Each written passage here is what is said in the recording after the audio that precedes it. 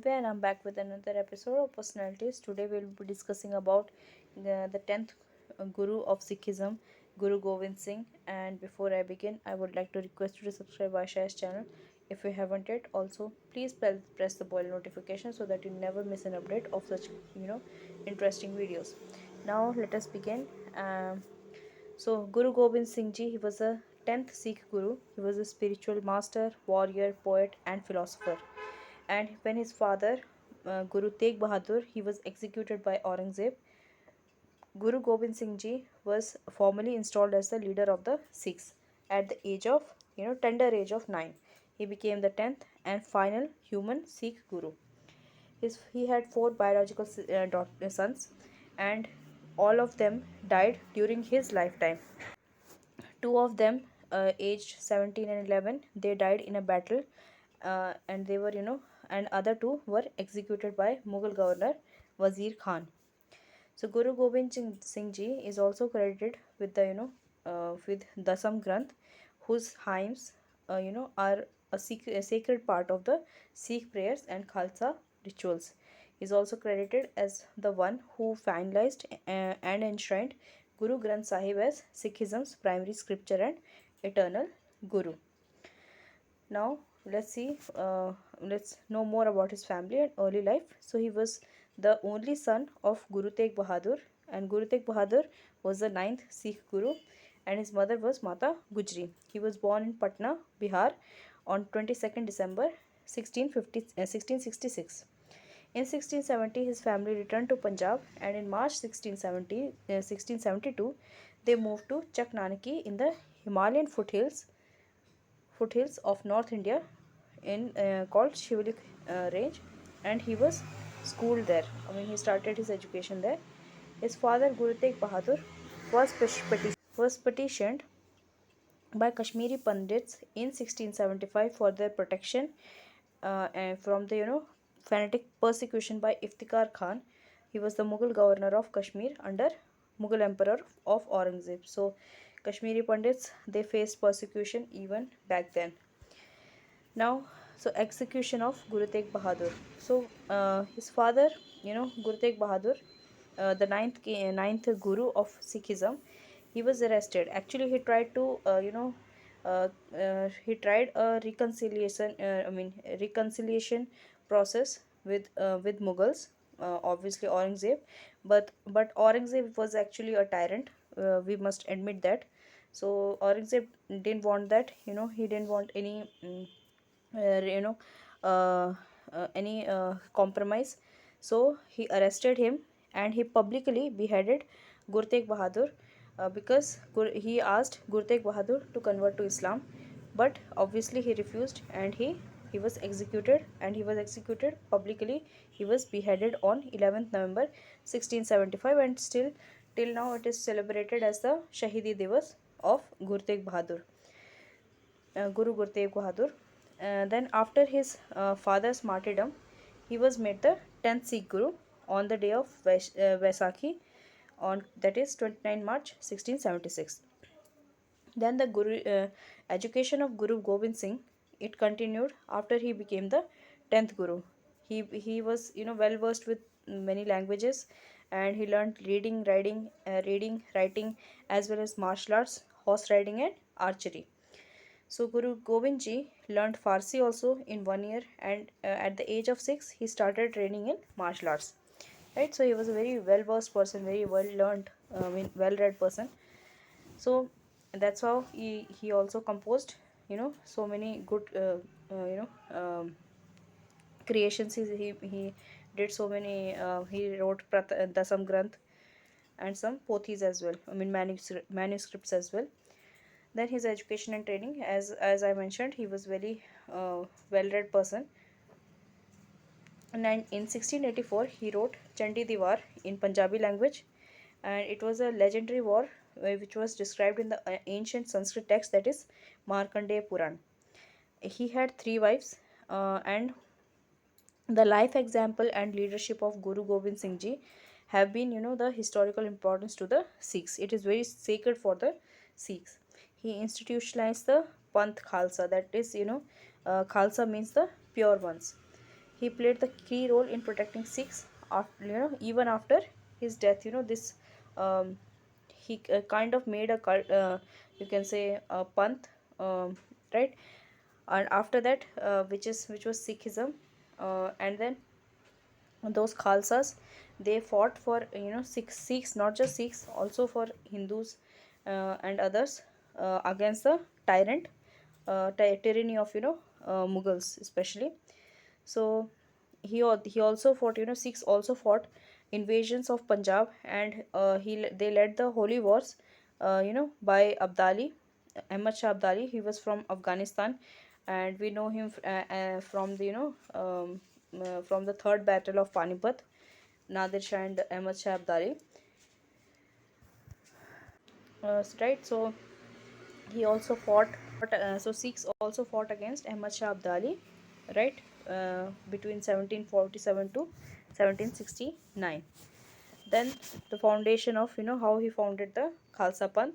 Then in the year 1699, Guru Gobind Ji requested the Sikhs to congregate at Anandpur on Vaisakhi, and according to the Sikh tradition, he asked for a volunteer, and subsequently he returned with five volunteers. One by one, he asked, volunteers to come, and one by one they started coming, and then he came up with five, volunteers. He named them Panj Pyare, and they were made the first Khalsa in the Sikh tradition. Sikh tradition. So Guru Gobind Singh, what he did? He mixed sugar in an iron bowl, and he stirred this, mixture into through, with a double-edged sword, and he called this as Amrit. And then he administered this to the Panj Pyares, and that's how, they were baptized, and they were made Khalsa, a warrior community. And then he named this, mixture as Khande de Pahul, or baptization ceremony.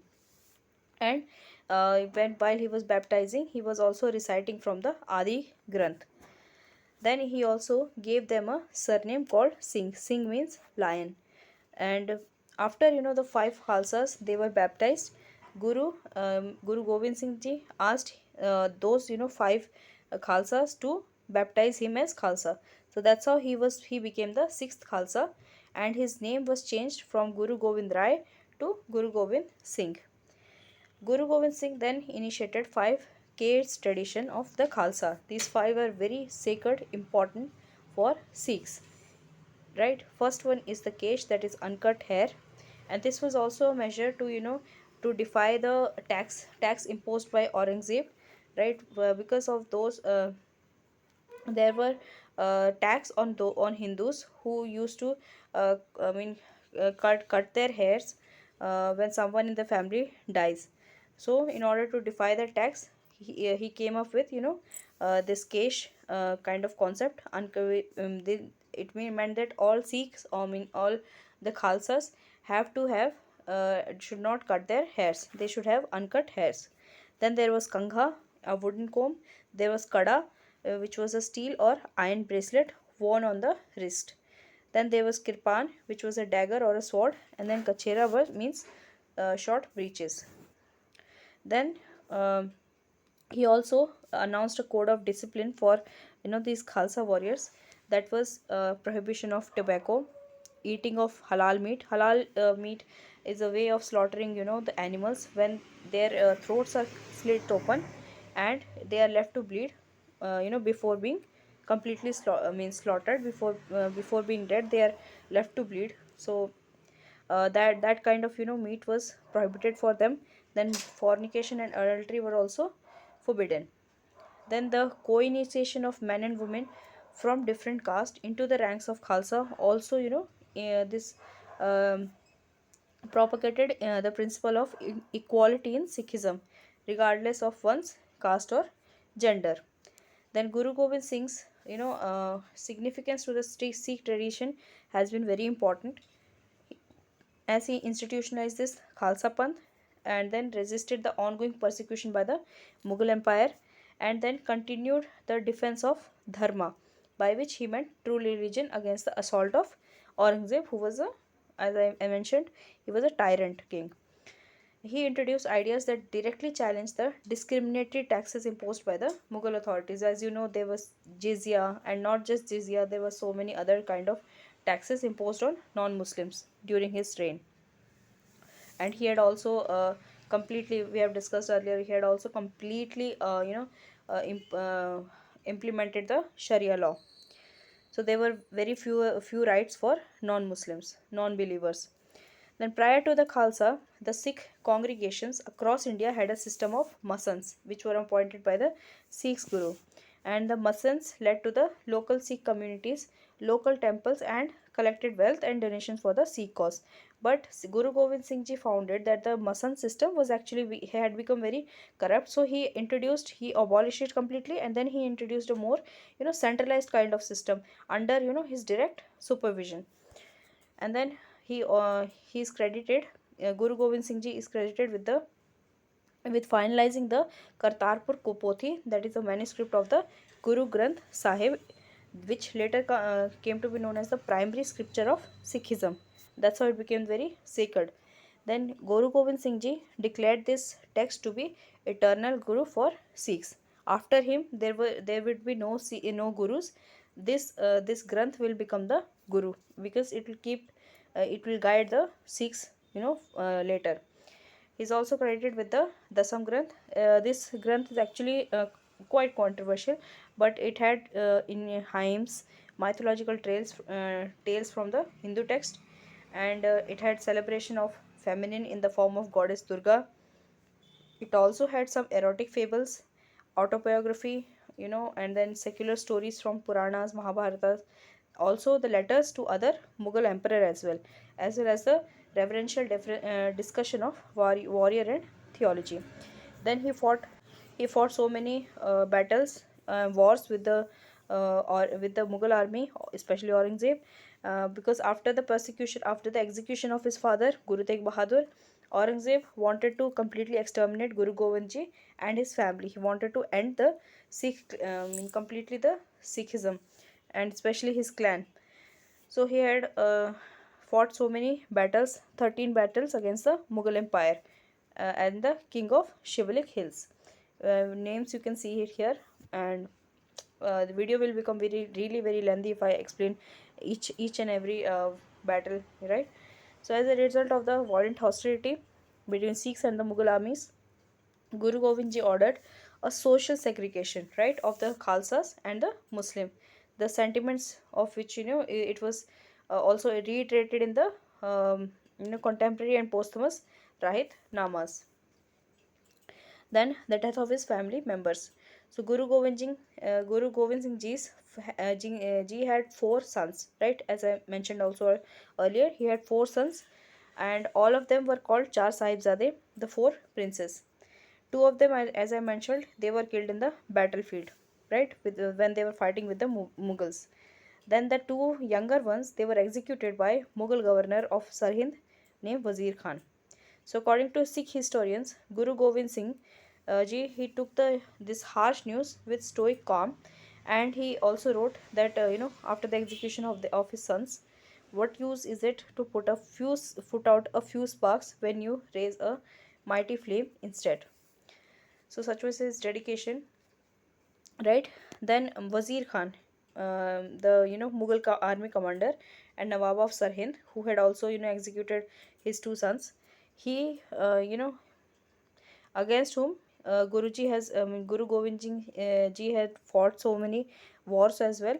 He commissioned two Afghans named Jamshed Khan and Wasil Beg to form the to follow the Guru Gobind Singh Ji's army as it moved for the meeting with Bahadur Shah, and then assassinate the Guru. And Bahadur Shah was one of the successors of uh, Aurangzeb. Aurangzeb had died, and after that, soon after his death, the succession war began, and in that succession war, sometimes it is said that Guru Gobind Ji favored Bahadur Shah, but it is not so. Actually, Bahadur Shah was quite afraid of, we can say, Guru Gobind Ji. He didn't want to upset Guru Gobind Ji further, right? So, so that they don't strike a deal or something like that.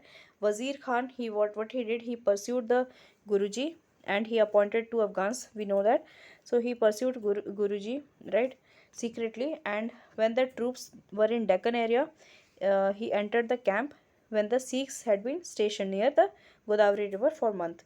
Then he later, he gained access to the Guruji, and then Jamshed Khan was the one who stabbed him two times, and one of the wound was fatal for, became fatal to the Guruji, I mean Guru Gobind Singh, and he was that at that time he was in Nanded, present day Maharashtra, right? So some scholars state that the assassin who killed Guru Gobind Ji, right, may have been sent by Wazir Khan, but some say that it was sent by Mughal army that was staying nearby. But on 17th October 1708, Guru Gobind Singh Ji died because of these wounds, and his death fueled a long and bitter war of Sikhs with the Mughals. So with this, we have come and end to this episode. Hope you enjoyed it. If you did, please like and share this video as much as you can. Thank you.